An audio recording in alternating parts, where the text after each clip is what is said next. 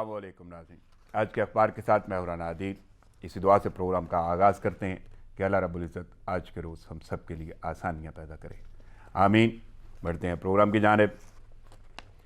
मुंतखब वज़ीर आज़म हूँ, फ़ौज मातहत है, इदारे भी साथ हैं। मुखालिफिन फ़ौज पर दबाव डाल रहे हैं, आर्टिकल 6 लगता है। फ़ौज में गुस्सा है, आर्मी चीफ तनकीद बर्दाश्त नहीं कर रहे। आर्मी चीफ तनकीद बर्दाश्त कर रहे हैं, सुलझे हुए आदमी हैं, इसलिए रद्द अमल नहीं आया। इंतज़ार और दुआ है अपोजिशन इस्तीफ़ा दे, फ़ायदा हमारा ही होगा, बेहतरी आएगी। अक्सरियत इस्तीफ़े नहीं देगी। लॉन्ग मार्च का स्पेशलिस्ट हूँ, धरना दें मदद करूँगा। अपोजिशन हफ्ता नहीं गुजार सकती, पता चल जाएगा इस्तीफ़ा कौन देता है। हफ्ते के धरने पर इस्तीफ़े पर गौर शुरू करूँगा। मुल्क मुश्किल में है, अपोजिशन ने सर्कस लगा रखा है। बातचीत को तैयार हैं, लेकिन अपोजिशन को इसमें दिलचस्पी नहीं। नवाज शरीफ हिंदुस्तान में क्यों मकबूल है? वो वहाँ हीरो बन चुके। जो हिंदुस्तान चाहता है वही ये भी चाहते हैं। पहली बार बड़े बड़े लोगों को जेल में डाला, रिश्वत से मुल्क का बेड़ा गर्क किया। आखिर तक जाऊँगा, छोड़ूंगा नहीं, ये सब कुछ कहा है वज़ीर आज़म इस्लामी जमहूरिया पाकिस्तान इमरान खान ने। अब अपोजिशन क्या कहेगी? आज से रद्द अमल शुरू होगा। अब ज़रा एक बैनुल अक़वामी इदारे की बात करते हैं। आने वाली नस्लों को जंग की लानत से बचाएंगे, इंसानी इक़्तिदार की इज़्ज़त और कदर व मंज़लत करेंगे, छोटी बड़ी कौमों के हकूक़ बराबर होंगे। ऐसे हालात पैदा करेंगे कि अहदनामों और बैनुल अक़वामी आइन की आयद करदा ज़िम्मेदारियों को निभाया जाए। यह एक इदारे के चार्टर की हल्की फुल्की तमहीद है, और इसी इदारे की इन मकासद का हसूल भी अहम है। इस हसूल के मकासद पर भी सरसरी नज़र डाल लें। रवादारी इख्तियार करें, हमसायों से पुरअमन ज़िंदगी बसर करें, अमन और तहफ़्फ़ुज़ की खातिर ताकत मुत्तहिद करें, मुश्तरका मफाद के सिवा कभी ताकत का इस्तेमाल ना किया जाए, तरक्की की खातिर बैनुल अक़वामी सराय इख्तियार करें। ये सब तमहीद और मकासद हैं अक़वाम मुत्तहिदा के, और भारत ऐसा मुल्क है जिसने अक़वाम मुत्तहिदा के फ़ौजी मुबस्सर ग्रुप पर हमला किया है। मुबस्सरीन भारतीय फायरिंग से आबादी को हुए नुकसानात का जायज़ा ले रहे थे। अब जिस इदारे की तमहीद और मकासद में अमन और रवादारी शामिल है, उसके फ़ौजी मुबस्सरीन पर फायरिंग करने वाला मुल्क कैसा होगा? उसकी पॉलिसियों में क्या छुपा होगा? उसने अमन के दाई इदारे पर फायरिंग क्यों की? जो बैनुल अक़वामी अमन कायम करने वालों को तशद्दुद का निशाना बना रहा है, उसको चलाने वाले कैसे होंगे? और सबसे अहम बात कि भारत ने अमन के इदारे की फ़ौज पर गोलियां बरसा दी। आखिर क्यों? कौन पूछेगा उससे? दफ्तर खारजा ने इस अमल की शदीद मजम्मत करते हुए वाक़े को अंदरूनी खलफशार और अक़लियतों पर मज़ालिम को छुपाने की नाकाम कोशिश करार दिया है। अब सोचें कि ऐसे मुल्क के अंदर कितना खलफशार होगा और जुल्म के कितने बड़े बड़े पहाड़ टूटते होंगे। ज़रा सोचें, जिसने अमन के दाई इदारे की फ़ौज पर फायर खोल दिए, वो निहत्ते कश्मीरियों के साथ क्या सलूक करते होंगे? सोच के दिल दहल जाता है। यहाँ शाहिदा लतीफ़ का कलाम ज़रूर आपके सामने रखूँगा। कहती हैं किसी मासूम की मैयत पे आहो ज़ारियाँ, चीर देती हैं समात माओं की सस्कारियाँ, आहनी टैंकों के नीचे लाश एक कुचली हुई, अब तलक है जहन से तस्वीर वो चिपकी हुई। नाज़रीन, हाज़िर होते हैं एक छोटे से वक्फे के बाद, साथ रहिएगा।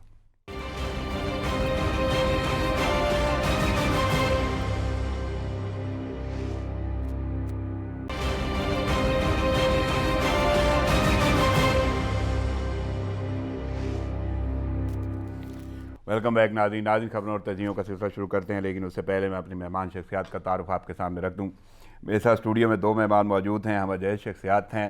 पहली शख्सियत, उनके साथ भी बहुत सारे टाइटल जुड़े हुए हैं, तजियाकारी में बड़ी महारत हासिल है, स्पोर्ट्समैन है, बिजनेसमैन है, और इसके साथ साथ बहुत सारे टाइटल, लेकिन इक्तफ़ा करूँगा मैं इन्हीं जुमलों पर। इंटरनेशनल मोटिवेशनल स्पीकर और तजियाकार मोहतरम जनाब सैयद तसद्दुक़ गिलानी साहब। अस्सलाम वालेकुम गिलानी साहब। गिलानी साहब, वक्त निकाल के आपने प्रोग्राम में शिरकत की, थैंक्स अलॉट।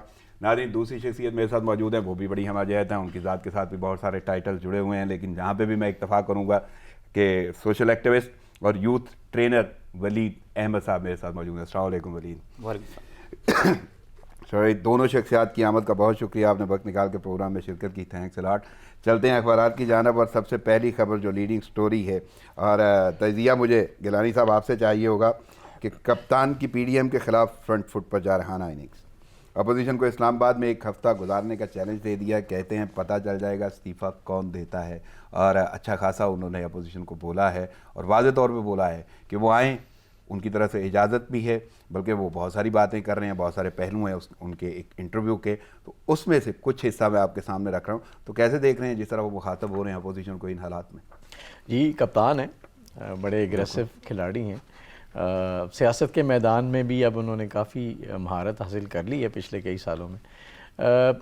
دیکھیں گورنمنٹ نے اپوزیشن کو ریسنٹلی مذاکرات کی آفرز کی ہیں. بعد میں اپوزیشن نے اس پہ بڑا شدید رد عمل دیا کہ جی وہ وقت تو گزر گیا، اب تو آگے کی بات کریں، اب تو مذاکرات نہیں ہوں گے.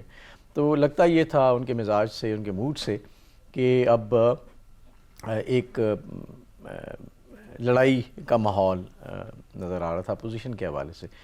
تو پچھلے دنوں 2-3 دن پہلے سے آپ دیکھیں تو پھر وہی بیان آ رہے ہیں جی ہم نے کوئی اپوزیشن کو دعوت نہیں دی. شیخ صاحب نے بھی یہی بات کی پچھلے دنوں میں. اور اب کپتان نے، جیسے آپ کہہ رہے ہیں نا، فرنٹ فٹ پہ آ کے انہوں نے کہا جی ٹھیک ہے، ایسی بات ہے تو ایسے ہی صحیح، آپ نے لانگ مارچ کرنا ہے آپ کھل کے کریں، آپ نے دھرنا کرنا ہے آپ کریں. ظاہر ہے 126 دن کا دھرنا انہوں نے کیا ہے، اس سے ان کی خاص ایکسپیرینس ہے، ایکسپرٹیز ہو گئی. جی ہاں، تو ان کے خیال میں انہیں پتہ ہوگا کہ اس کے اندر کس قسم کی مشکلات ہو سکتی ہیں، اور انہوں نے پھر کیلکولیٹ کیا جی ٹھیک ہے آئے اور دیکھتے ہیں آپ کتنے دن بیٹھتے ہیں یہاں پہ. Let's see. میرا نہیں خیال یہ ماحول دونوں طرف سے کسی بھی طرح کوئی بہتری کی طرف جائے گا. کبھی بھی لڑائیوں میں، چاہے وہ ملکوں کی ہوں، چاہے وہ معاشروں کی ہوں، چاہے وہ اپوزیشن یا گورنمنٹ کی ہوں، چاہے گلی محلوں کی ہوں، ان میں کہیں بھی کوئی اچھائی کا پہلو نہیں ہوتا. تو آخر کار سب نے بیٹھنا مذاکرات کی یہ میز پہ. تلخ لہجے اور دھمکی آمیز صورتحال ہے کہ جی ضرور آئیں، ہم تو آپ کی مدد بھی کریں گے. لانگ مارچ کے حوالے سے باتیں وزیر اعظم نے واضح کھل کے بات کی ہے، اور پی ڈی ایم اس سے پہلے ہی ذرا اس موڈ میں ہے. تو آپ کو کیا لگتا ہے کہ یہ تلخیاں یا کشیدگی بڑھ نہیں جائے گی اگر ایسی صورتحال ہو جاتی؟ جی بالکل بڑھے گی، کیونکہ پہلا مرحلہ جو پی ڈی ایم کا جو ان کا ایک پلان تھا، اس کا پہلا مرحلہ تو ابھی پچھلے دنوں کنکلوڈ ہوا لاہور کے جلسے سے.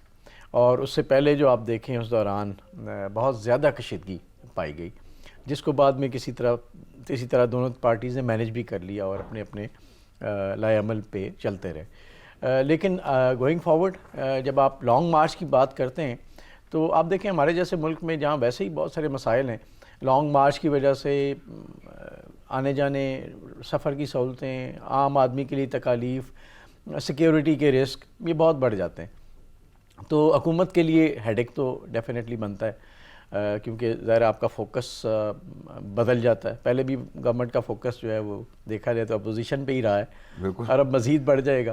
نہیں تو حکومت تو کہیں نہ کہیں ویسے بھی اپوزیشن موڈ میں نظر آتی ہے ہمیشہ سے. یعنی خان صاحب کے بارے میں ابھی یہ کہوں، حکومت کے آج تیسرا سال چل رہا ہے کہ وہ ابھی بھی اپوزیشن کے سٹانس سے باہر نہیں نکلے. انہوں نے شاید ابھی بھی ان کو لگتا ہے تھوڑا سا، میرے خیال میں وہ ابھی بھی انسیکیور فیل کرتے ہیں. میرا خیال ہے ان کو ان کے آس پاس کے لوگوں کو بھی سمجھانا چاہیے یا بیٹھ کے ان کو دیکھنا چاہیے اب ہم گورنمنٹ میں، اب ہمارا کام ہے ڈیلیور کرنا، اپنے جو ہم نے کمٹمنٹس کی ہیں عوام کے ساتھ ان کو ڈیلیور کیا جائے. وہ تھوڑی بہت کسی حد تک ہو جاتی ہیں، لیکن زیادہ تر معاملات میں مسائل ہیں، اکانومی کے بہت بڑے مسائل ہیں. اوپر سے نہیں کہیں نہ کہیں کارکردگی جو ہے وہ اچھی خاصی متاثر ہوئی ہے حکومت کی، اور اس کی بنا پہ شاید مسائل کا مزید سامنا ہو. جی بہت زیادہ متاثر ہوئی ہے. آپ کو بھی گیلانی پتہ صاحب، ہے، آپ سے میں گفتگو آگے بڑھاؤں گا کیونکہ بہت سارے پہلو ہیں اسی انٹرویو کے وزیر اعظم کے، اور بھی باتیں ہیں، لیکن میں ذرا ولید صاحب سے گفتگو کروں. ولید صاحب، میرے بڑا محدود تعارف آپ کا دیا ہے، یوتھ ٹرینر اور سوشل ایکٹیوسٹ، لیکن میں کچھ جملے اب تو بولنے کے حق میں ہوں کہ جی فلسفہ، میں اپنے ناظرین کو ضرور بتانا چاہوں گا، فلسفہ، سوشلزم، ماڈلنگ، کلاس اسٹرگلنگ، وہ طبقاتی نظام پر مشاہدہ کر رہا ہے، کمپیریٹیو ریلیجن کے اسٹوڈنٹ ہیں آپ، یعنی اتنا وغیرہ وغیرہ اگر میں لفظ استعمال کروں تو اتنا کچھ آخر آپ ہیں کیا؟ تو تھوڑا سا اپنا تعارف جو ہے نا اپنی زبانی مجھے دیں. سر اتنا کچھ تو ہے بھی نہیں، اب آگے اور کچھ کرنا ہے. اور جو ہم لائف میں مختلف ادوار سے گزرتے ہیں تو ہم دس از لائک لرننگ پیریڈ نا.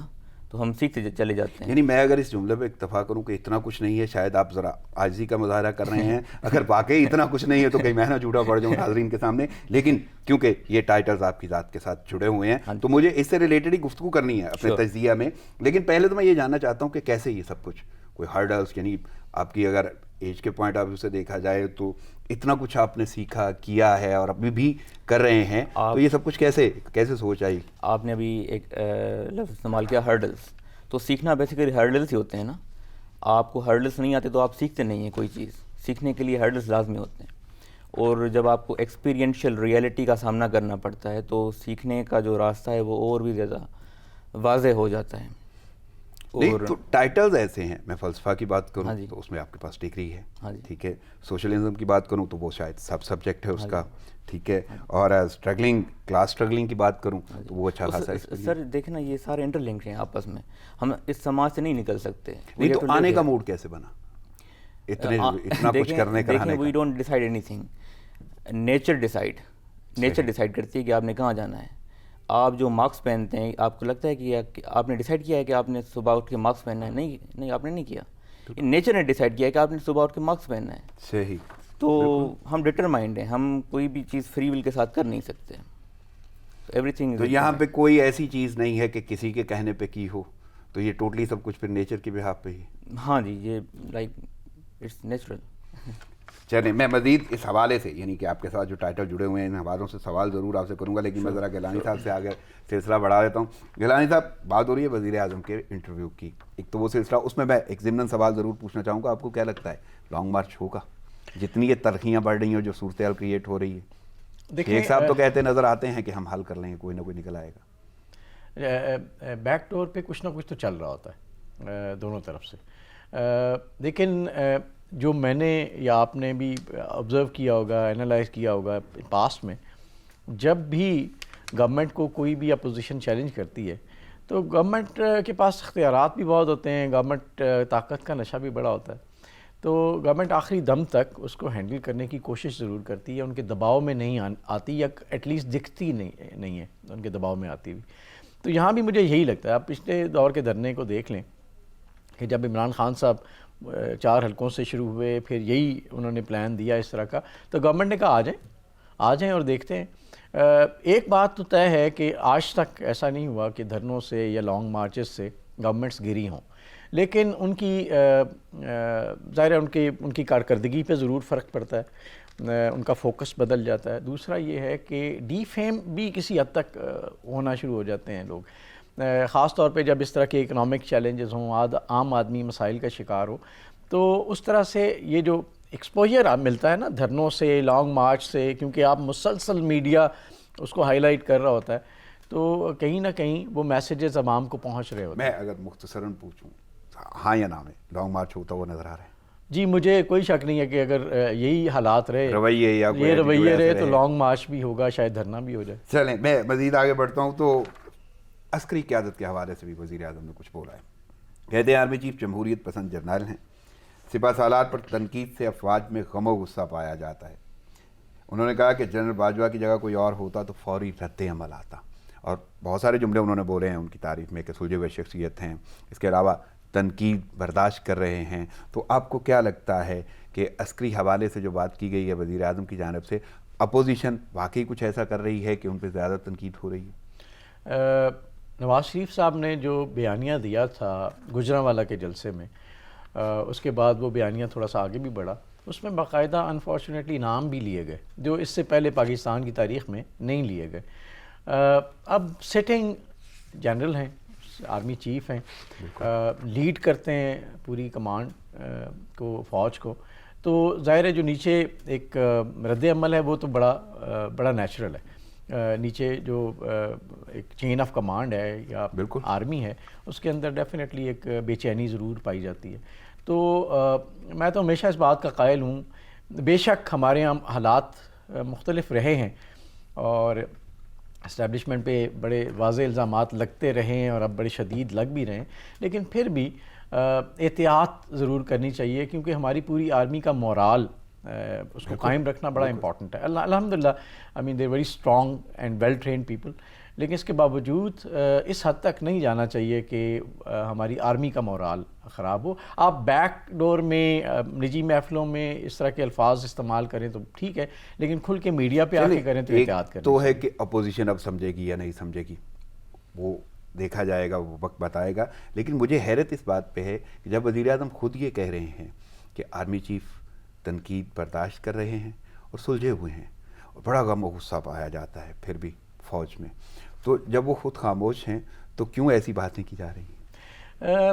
دیکھیں, میرا خیال ہے یہ بھی ہو سکتا ہے کہ کہیں نہ کہیں جس طرح پچھلے دور میں آئی ایس پی آر بہت فرنٹ فٹ پہ تھے اور وہ اس طرح کی باتیں خود آ کے کہہ دیا کرتے تھے, یہ بھی ہو سکتا ہے کہ انڈائریکٹلی اس طرح کا میسج دلوانا مقصد ہو تاکہ عوام کو احساس ہو کہ نہیں, فوج اس چیز کو اس میں مضطرب ہے, پسند نہیں کرتی اس طرح کی چیزوں کو.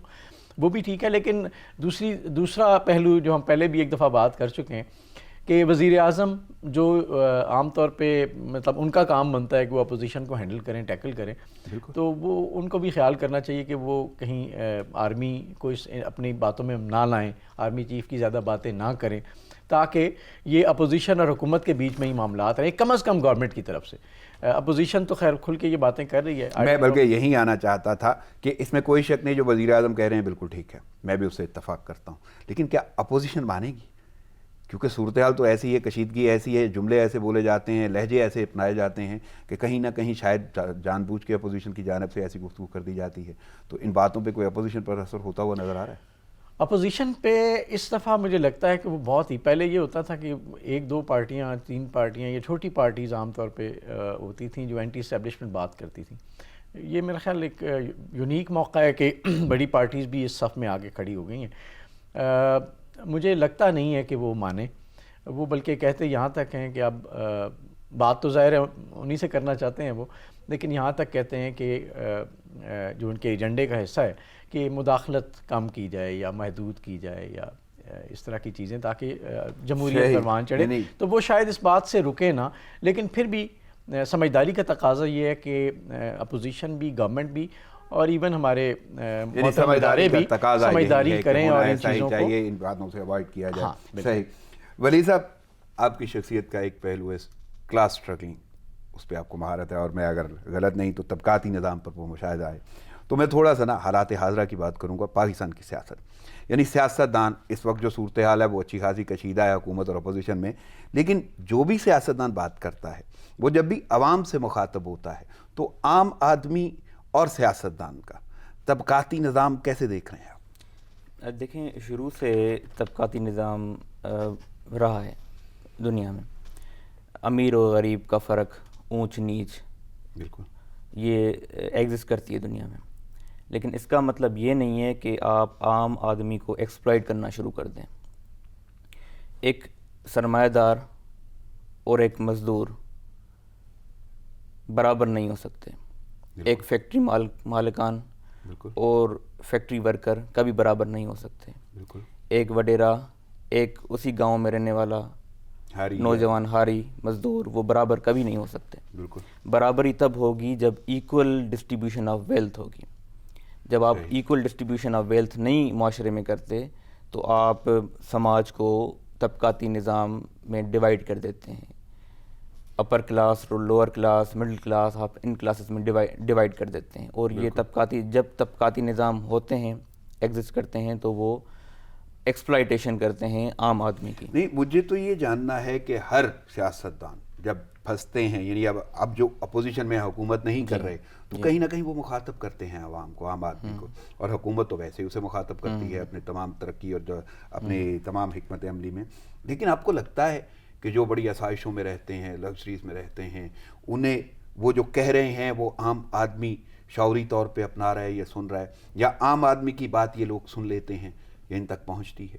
دیکھیں, ہیومن بیہیویئر ہے, جب آپ کو ایکسپلائٹ کرنا کوئی جانتا ہے تو آپ ایزیلی ہو جاتے ہیں. شوگر کوڈڈ اگر آپ سے باتیں کی جائیں گی تو آپ آسانی سے ان باتوں کے پیچھے لگ جائیں گے. اگر if you don't use your logic and reasoning تو آپ کی لکیر تو کوئی بھی کھینچ لے گا.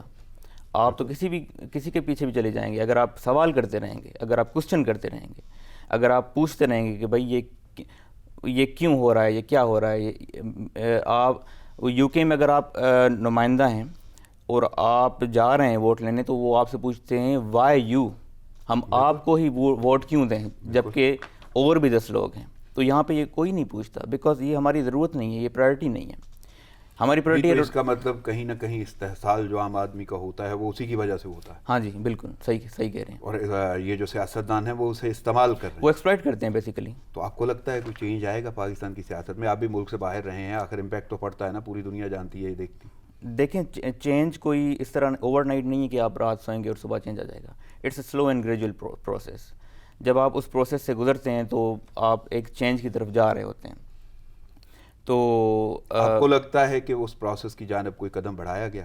کیونکہ 70 سال سے یا جتنا بھی عرصہ ہو گیا ابھی تک تو ایسی کوئی صورتحال نظر نہیں آئی. سر ہم یہ کر رہے ہیں کہ 70 سال سے ہم نے ایک بیج بویا ہے اور وہ ایک پودے کی شکل میں جس طرح آتا ہے تو ہم اس کو بار 10 سالوں سے نکال کے اس کی جڑ چیک کرتے ہیں کہ یہ لگی ہے کہ نہیں لگی، پھر اس کو واپس لگا دیتے ہیں. تو ہم یہی کر رہے ہیں. تو اس صورتحال میں ہم اس کا مطلب ہے کہ کیا کوئی کر پختہ تناور درخت بننے کو کوئی چانسز نہیں ہے؟ سر امید کر سکتے ہیں کہ کچھ بہتری ہو.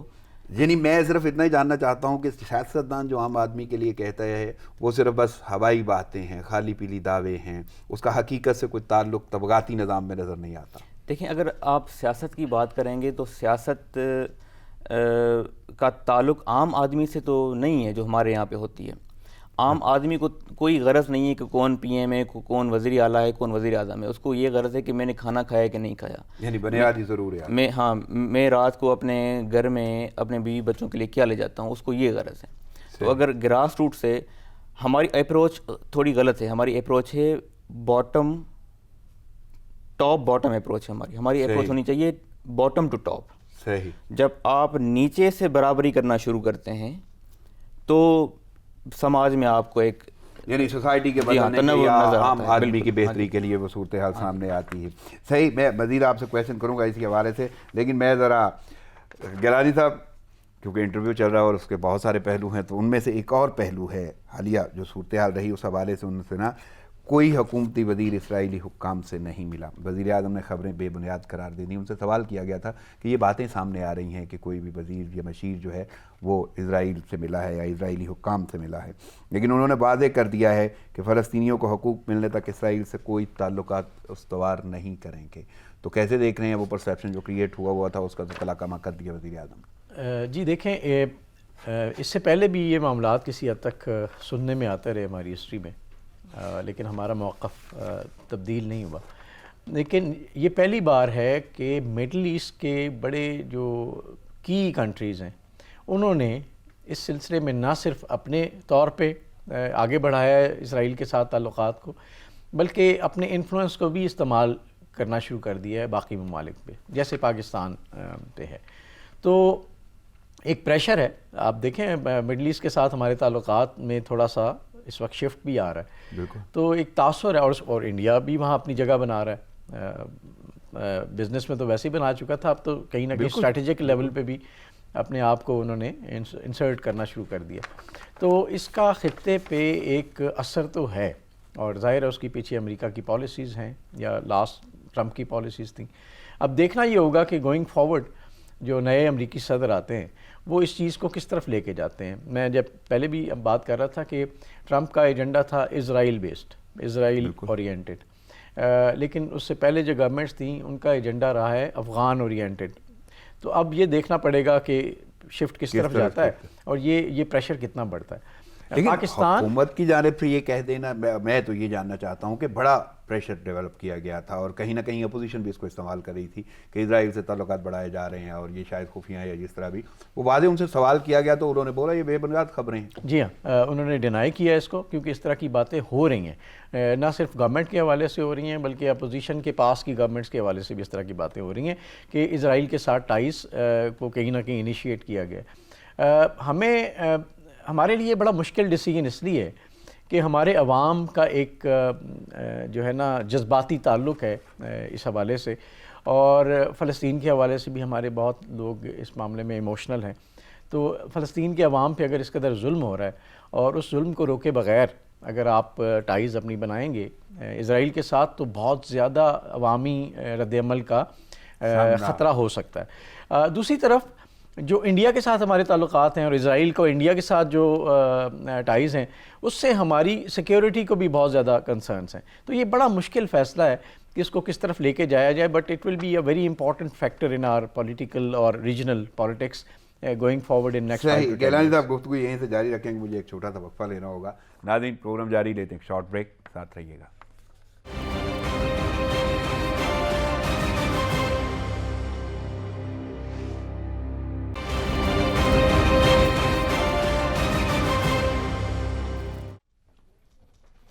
ویلکم بیک ناظرین. خبروں اور تجزیوں کا سلسلہ جاری ہے, اس کو مزید آگے بڑھاتے ہیں. سلسلہ جہاں سے ٹوٹا تھا وہیں سے جوڑیں گے, اور میں بات کر رہا تھا گیلانی صاحب سے, لیکن اسرائیل کے حوالے سے وزیر اعظم کا بیان تھا. اب میں ذرا ولید سے جاننا چاہوں گا. ولید, کمپیریٹیو ریلیجن میں بھی آپ اسٹوڈنٹ ہیں اور اس پہ بھی اچھا خاصا آپ کو عبور حاصل ہے, ادیان کا جو تقابلی جائزہ ہے. سب سے پہلے تو میں یہ جاننا چاہتا ہوں معاشرے میں مذاہب کے حوالے سے کیا اہمیت ہے, اب وہ تھوڑا سا ڈیفائن کریں, ہمارے ناظرین کو ذرا پتہ چلے. دیکھیں جی, آپ معاشرے میں کس خدا کو مانتے ہیں, آپ ہندو ہیں, مسلم ہیں, عیسائی ہیں, اس کا آپ کے معاشی معاملات سے کوئی بھی ڈائریکٹ تعلق نہیں ہے.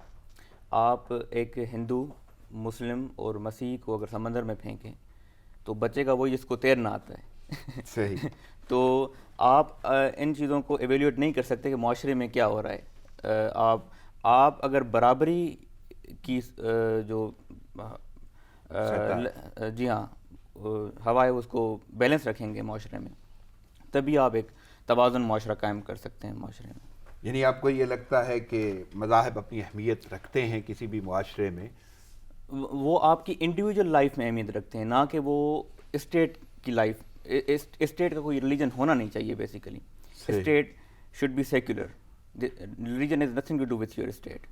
آپ کس خدا میں مانتے ہیں یہ آپ کا پرسنل میٹر ہے, خدا اور آپ کے ساتھ, لیکن ریاست کے ساتھ کوئی بھی تعلق نہیں ہے. صحیح. چلیں, میں مزید اسی سے ریلیٹڈ ایک اور میرے پاس سوال ہے, لیکن میں اس سے پہلے ذرا گیلانی صاحب سے پوچھ لوں. گیلانی صاحب, ایل او سی پہ جو صورتحال ہے بھارت کی جانب سے, بھارت اپنی ہٹ درمیوں سے باز نہیں آیا, یعنی وہی صورتحال ہے, بلکہ اس بار جو انہوں نے کیا ہے وہ بڑا حیرت پہ مبنی ہے. میں نے اپنے انٹرو میں بھی بتایا ہے کہ وہ جو امن کے دائی ہیں, وہ ادارہ جو پوری دنیا میں امن اور آہستی کی بات کرتا ہے, رواداری کی بات کرتا ہے, ان کے فوجی مبصرین پہ حملہ کر دیا گیا ہے. اور وہ یعنی وہ کیا جائزہ لے رہے تھے, بھارت کی جانب سے ہی شہریوں کو جو نشانہ بنایا گیا تھا اسی چیز کا وہ جائزہ لے رہے تھے, تو ان پہ فائرنگ کر دی گئی. تو کیسے دیکھ رہے ہیں یہ صورتحال؟ ہندوستان ہمیشہ موقع کا فائدہ اٹھاتا ہے. اب چونکہ ہم بات کر رہے تھے کہ ہمارے نا انٹرنلی کچھ اپوزیشن گورنمنٹ کے درمیان ایک ٹینشن چل رہی ہے, وہ اس کا بھی فائدہ اٹھانا چاہتے ہیں. اس کے علاوہ جو ان کے انٹرنل مسائل ہیں, کسانوں کے احتجاج نے بڑا ڈفرینٹ رخ اختیار کیا ہوا ہے. چین کے حوالے سے ان کو سبکی مل رہی ہے ہر سطح پہ, تو اس سے توجہ ہٹانے کے لیے وہ ہمیشہ ہم پہ چڑھ دوڑتے ہیں. اور اگین میں یہی کہوں گا کہ کشمیریوں پہ جو ظلم ہے, یا اس کے بعد ہندوستانی مسلمانوں کے خلاف جو ان کی پالیسی, عجیب و غریب پالیسی ہے جس نے ان کو تکلیف دی ہے, اس کی وجہ سے لگتا ہے کہ بے برکتی ضرور آ گئی ہے کہ ہندوستان کا چہرہ ایکسپوز ہونا شروع ہو گیا پوری دنیا کے سامنے. اور یہ جو معاملہ, یہ پہلی دفعہ ہوا کہ آپ یونائٹڈ نیشنز کے وہ مبصرین جو کہ حالات کا جائزہ لینے آئے ہیں, جو دیکھنے آئے کہ انڈیا کے وائلیٹ تو نہیں کر رہا, اور یہاں پہ جو لوگ ہیں اس کی وجہ سے وہ مشکلات کا شکار ہیں, ان کی جانیں جا رہی ہیں, انہی پہ اٹیک کر دیا. تو یہ پھر اللہ کی طرف سے ایک بلیسنگ ان ڈسگائز میں سمجھتا ہوں. اب دیکھنا پڑے گا کہ یونائٹڈ نیشنز کا اس پہ کیا رد عمل آتا ہے. میرا خیال ہے بڑا شدید رد عمل آنا چاہیے, وقت ہے کہ کیا آتا ہے. ہاں, لیکن پاکستان نے بھی رد عمل دیا. دفتر خارجہ کا یہ کہنا ہے کہ وہ اندرونی خلفشات جو ہے اور جو مظالم ڈھائے جا رہے ہیں اقلیتوں پر, ان کو چھپانے کی کوشش کی گئی اور اسی کی آڑ میں یہ سب کچھ کیا گیا, اور شدید مذمت کی گئی ہے دفتر خارجہ کی جانب سے. میں نا اس معاملے میں عام طور پہ یہ کہتا ہوتا ہوں کہ جب انسان غلطیاں کرنے پہ آ جائے نا, جب کوئی بھی جلدی میں اپنے آپ کو اس غلطی کو سدھارنے کے لیے تو ہوتا ہی ہے کہ ایک پہ دوسرے پہ تیسری غلطی ہوتی ہے. تو ہندوستان نے کشمیر کے معاملے کو سے توجہ ہٹانے کے لیے اور فرنٹس کھولے, اور اس کے بعد وہ ان کا جو چہرہ تھا سیکولرزم والا, وہ بری طرح بے نقاب ہوا. اس کے بعد وہ اندرونی جو مسائل ہیں ان سے توجہ ہٹانے کے لیے جب انہوں نے اور وینچرز کھولے, وہاں ان سے مزید غلطیاں ہوئیں. تو ہمارے یہاں وہ کہتے تھے نا, کہ وہ ہمارے انجینئر کہا کرتے تھے کہ اگر آپ کوئی چیز غلط ہو گئی ہے تو خدا کا نام ہے اس کو اس وقت ٹھیک کرنے کی کوشش نہ کریں،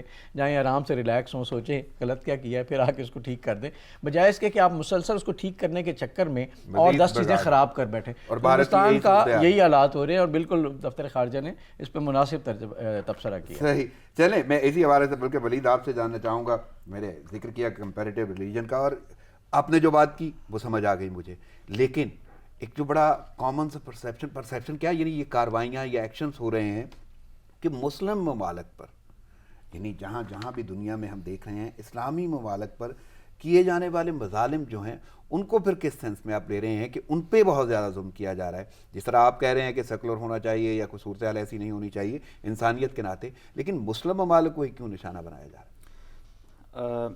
سر یہ دیکھیں، یہ تو universal declaration of human rights کی ایک اس کو مسخ کیا جا رہا ہے۔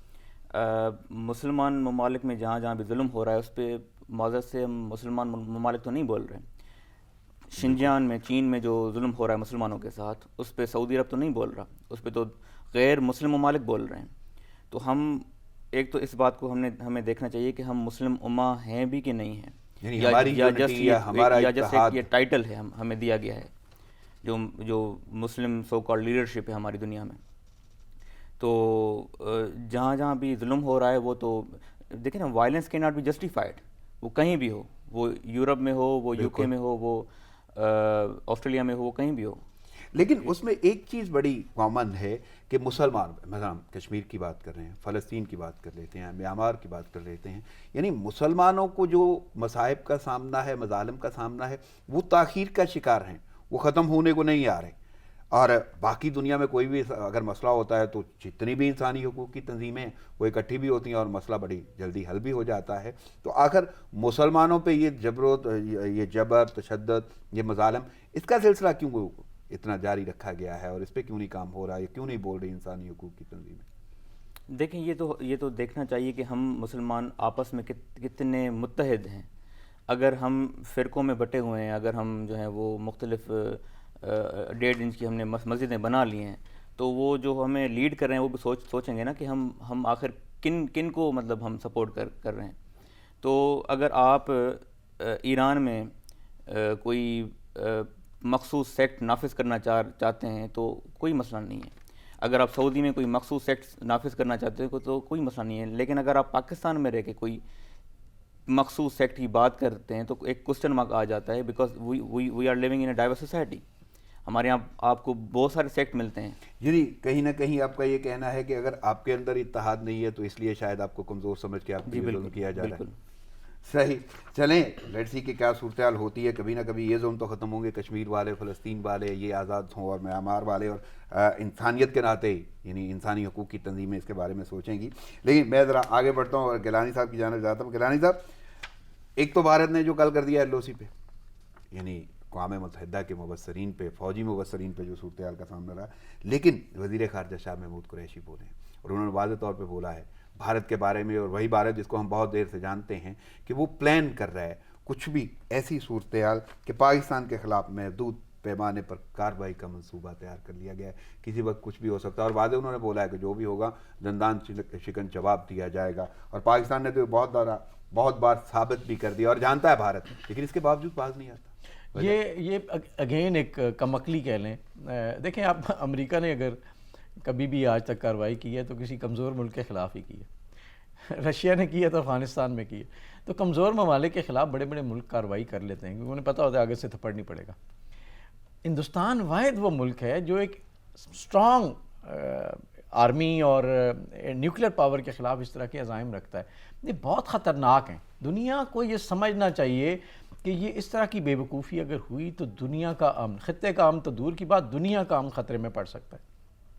اب ہندوستان اگر یہ کہے کہ ہم محدود کارروائی کریں گے، وہ بھی ایک نیوکلیر پاور کے اگینسٹ، یہ نیوکلیر پاور کی سبکی ہے، وہ پھر محدود نہیں رہنے دیں گے اس کو، نہ ہم ان کے خلاف محدود کر سکتے ہیں نہ وہ ہمارے خلاف محدود کر سکتے ہیں۔ محدود کہیں نہ کہیں تو یوں کہہ لیں کہ ہو جاتی ہے اپنی طرف سے، تو وہ بہت کھل کے کوئی کارروائی کرنا چاہتے ہیں اور کئی بار انہوں نے منہ کی کھائی ہے، لیکن اس کے باوجود باز نہیں آتے۔ آخر وہ کون سی چیز ہے جو انہیں اس بات پہ اکساتی ہے پاکستان کے کیوں خلاف ہیں، اور جانتے ہیں پاکستان کی صلاحیتوں کو، اور اسپیشلی عسکری صلاحیتیں تو پوری دنیا مانتی ہے، پاک افواج کی جو ہے پیشہ ورانہ صلاحیت، تو اس کے باوجود کیوں سمجھ نہیں آتی بھارت کو بار بار منہ کی کھانے کے باوجود؟ جی ہاں، ان کو دیکھیں نا، وہ ایک ذہنیت ہے جو پہلے بھی ہم جس کی کئی دفعہ ذکر کر چکے ہیں کہ وہ دوسروں کو کمتر سمجھتے ہیں. ان سے شاید آج بھی ہضم نہیں ہو رہا کہ یہ ایک عام سی قوم جس کے پاس اس طرح کی کیپیبلٹی کیسے آ گئی. اب انہیں میرا خیال ہے حقائق کو سمجھنا چاہیے. انسان دیکھیں نا، بہت سارے ممالک ہیں، ایون فرانس اور جرمنی، ایون فرانس اور یو کے، وہ ایک دوسرے کے حقائق کو سمجھ گئے ہیں، آپس میں انہوں نے بانڈنگز بنا لی ہیں، ایک دوسرے کو تسلیم کر لیا. وہاں بھی ایک موقع پہ یہی ہوتا تھا کہ یہ کیسے، مطلب، لیکن انہوں نے تسلیم کر لیا. سمجھداری یہی ہے. ہندوستان اس بات کو تسلیم کرنے کو آج تک تیار نہیں ہے کہ یہ پاکستان کیسے ایگزسٹ کرتا ہے. انہیں یہ حقیقت مان لینی چاہیے، جتنا جلدی مانیں گے اتنا بہتر ہوگا. ورنہ ان کے لیے بھی دیکھیں، ہمیں تو 30-40 سال ہو گئے ہیں ان مشکلات کا سامنا کرتے ہوئے. بالکل. ہندوستان نے ابھی اس طرح کی مشکلات کا سامنا نہیں کیا، تو خدا نہ خواستہ اگر اس طرح کے معاملات ہوئے تو ان کے لیے ہم سے زیادہ مشکل ہو جائے گی. تو اس لیے ان کو ہوش کے ناخن لینا چاہیے، فیکٹس کو تسلیم کرنا چاہیے. حقیقت ہے، پاکستان ایک حقیقت ہے. صحیح. چلیں ولی صاحب، وقت میرے پاس محدود ہے لیکن میں ایک کویشچن آپ سے ضرور کروں گا، اور وہ بھی آپ کی شخصیت کے حوالے سے. آپ نے ماڈلنگ بھی کی ہوئی ہے اور انٹرنیشنل لیول پہ کی ہوئی ہے، تو جو ماڈلنگ کرنا، یعنی اتنے سارے شعبے ہیں، فلسفہ ہے، وہ کلاس اسٹرگلنگ ہے، کمپیریٹیو ریلیجن ہے، اور اس کے ساتھ ساتھ یعنی یہ بھی ایکسٹرا آپ کے شخصیت کا حصہ ہے. تو ماڈلنگ کی طرف جانے کا کیا کوئی وجہ؟ سر دیکھیں، آپ بعض اوقات کانشیسلی کچھ کام کرتے ہوئے سب کانشیسلی اپنے آپ کو کسی اور چیز کے لیے ریڈی کر رہے ہوتے ہیں. تو یہ بھی اسی کا ایک تسلسل تھا کہ کچھ انسٹنکٹ تھا کہ میں نے نا کچھ ریمپ پہ اپنے پاکستانی کلچر کو شو کرنا ہے. اچھا، وہ پاکستانی کلچر کے پوائنٹ آف ویو سے اس کی پروموشن تھی. ہاں جی، وہ پاکستانی کلچر ہم پروموٹ کر رہے تھے، تو یہ اسی کا ایک تسلسل تھا. تو کیسا رہا؟ زبردست. یعنی کیا میں وہ ریمارکس جاننا چاہتا ہوں کہ دوستوں نے یا جو لوگ آپ کے پارٹنر تھے ان لوگوں کا کیا کہنا تھا، اور اس کو مزید کیری فارورڈ کیا؟ یہ تو اپنے میاں والی بات ہوگی، مٹھو والی بات ہوگی. نہیں، پھر بھی لازم بات ہے کہ اگر آپ نے پاکستان کے کلچر کو پروموٹ کیا ہے تو کلچر کے حوالے سے، آپ کی شخصیت کے حوالے سے اگر وہ پروموشن ہوئی کہ نہیں؟ گڈ ریمارکس تھے، اور وہ بالکل انہوں نے جو ہے وہ ایک اچھے نظر سے جو ہے وہ پاکستانی کلچر کو ایکسپیرینس کیا، ایک نئے انداز سے ایکسپیرینس کیا انہوں نے. صحیح. یعنی وہ جو آپ چاہتے تھے وہ ہوا، یعنی لوگوں میں وہ پروموشن نظر آئی پاکستانی کلچر کی. صحیح. گیلانی صاحب، وزیر اعظم کی بھی افغان طالبان بس سے ملاقات ہوئی ہے اور انہوں نے واضح طور پہ بولا کہ تمام تنازعات کا حل صرف مذاکرات ہیں، اور پرتشدد واقعات پر اظہار تشویش انہوں نے کیا ہے. تو کیسے دیکھ رہے ہیں یہ ساری کی ساری صورتحال، اسپیشلی یہ افغان امن عمل جو ہے اس میں پاکستان کا کردار؟ میں تو کہتا ہوں پاکستان سمیت پوری دنیا کو اس چیز سے سیکھنا چاہیے کہ 30 سے 40 سال ہو گئے ہیں افغانستان میں وینچرز کو ہوتے ہوئے. جس نے بھی اس وینچر میں پارٹیسپیٹ کیا ہے اس کا نقصان ہی ہوا ہے. معاشی نقصان، مالی نقصان، جانی نقصان، اس طرح کے معاملات ہوئے ہیں. اور اگر ابھی بھی ان وینچرز کو ہم کنٹرول نہیں کرتے اور خطے کی جو ڈیسٹیبلائزیشن ہے اس پہ فوکس نہیں کرتے تو یہ نقصان ہوتے چلے جائیں گے. اللہ نہ کرے ایسا ہو. افغانوں نے، اس کی وجہ کیا تھی؟ افغانوں نے کمٹمنٹ شو کی کہ انہوں نے کسی اور کو اپنے اوپر حاوی نہیں ہونے دینا. اور وہ کمٹمنٹ کوئی ایسی نہیں ہے کہ وہ آج شاید تو کل ختم ہو جائے گی، وہ ایسی ہے اور ایسی رہے گی. وہ قوم ہے ہی ایسی، وہ قوم ایسی ہے. اور ہمارے ماشاءاللہ اسی طرح قبائلی ہمارے لوگ بھی، اور ہمارے پٹھان بھی، اور ہمارے قبائلی کلچر بھی ایسے ہی ہیں. وہ کسی کی کا اختیار تسلیم نہیں کرتے، وہ اپنے اوپر خود ہی حکمرانی کے قائل ہیں. تو میرا خیال ہے ہم سب کو یہ سیکھنا چاہیے، خاص طور پہ امریکہ کو سیکھنا چاہیے کہ اب ان مذاکرات کا ہونا طالبان کے ساتھ بڑا ضروری ہے، کیونکہ وہ لوکل کانٹینٹ ہے. اور وہاں پہ خطے میں کس طرح سے اسٹیبلائزیشن لائی جا سکتی ہے، افغانستان کو کس طرح سے پرامن کیا جا سکتا ہے، یہ بڑا ضروری ہے. کیونکہ ہم تو پاکستان مسلسل نقصان، جانی اور مالی نقصان سے گزر رہا ہے، اور اس سے پھر پورا خطہ ڈیسٹیبلائز ہو رہا ہے. اور افغانوں کا یہ حق ہے کہ ان کو بھی وہ آرام آسائش میسر ہو جو ہم باقی دنیا میں دیکھتے ہیں. تو اس میں بڑا اچھا اقدام ہے ہماری طرف سے. پاکستان نے تو بڑا بہترین بلکہ کردار ادا کیا، اور دنیا اس کو سراہتی ہے. تو آپ کو لگتا ہے کہ آنے والے وقت میں بہتری آنی چاہیے؟ پاکستان نے ہمیشہ اس چیز کی حمایت کی ہے کہ امن مذاکرات ہوں، جو لوکل لوگ ہیں ان کو انوالو کیا جائے، ان کے حوالے اختیارات کیے جائیں اور یہی حل ہے کہ ان کے ساتھ ایک بہتر تعلقات دنیا رکھے. پاکستان نے بڑا شاہ کردار ادا کیا ہے پاسٹ میں بھی, ابھی بھی ان سے امید ہے, انشاءاللہ امید ہے کہ یہ چیز دنیا کی سمجھ میں ہے. اور لازم چاہیے مجھے اس پہ تھوڑا سا آپ کا تبصرہ. کورونا شدت اختیار کر گیا, اب تو اچھی خاصی تعداد ہو گئی ہے کیسز کی, اور ملک میں اموات کی ریشو بھی بڑھ رہی ہے, تو کیسے دیکھ رہے ہیں اس صورتحال کو؟ یہ اگین یہ سیکنڈ ویو جو کرونا کی ہے یہ تھوڑی سی سمٹمز کے حوالے سے بھی مختلف ہے, خاص طور پہ ان لوگوں کے لیے جن کا ایکسپوجر زیادہ ہے, جن کو زیادہ میرا خیال ہے لوڈ ہے جن کے اندر اس انفیکشن کا, ان کے لیے بڑی خطرناک ہے. یا وہ لوگ جو دوسری بیماریوں کا شکار ہیں, جن کی امیونٹی ویک ہے, ان لوگوں کے لیے بڑی خطرناک ہے. تو اگین اس کو سیریسلی لینا بڑا ضروری ہے. دیکھیں جان کی حفاظت فرض ہے, بالکل سنت نہیں ہے, نفل نہیں ہے, یہ فرض ہے. اور ہم سب کو میرا خیال ہے ایک تو اللہ کا بڑا کرم ہمیشہ رہا پہلے بھی ہم پہ کہ اللہ تعالیٰ نے ہمیں اس سے محفوظ رکھا, دنیا نے بڑا سفر کیا, ابھی بھی ہم اس کو کسی حد تک کنٹرول کر سکتے ہیں, لیکن احتیاط بہت ضروری ہے. سب سے گزارش ہے کہ یہ ماسک اور سینیٹائزرز, ہاتھ دھونا, یہ بڑا ضروری ہے. گیلانی صاحب وقت کی قلت کے باعث مجھے اجازت لینا ہوگی. آپ کی آمد کا شکریہ ولی صاحب, آپ کی آمد کا شکریہ. ناظرین پروگرام کا وقت ختم ہوا چاہتا ہے, مجھے اجازت دیجیے, دعاؤں میں یاد رکھیے گا. اللہ نگہبان.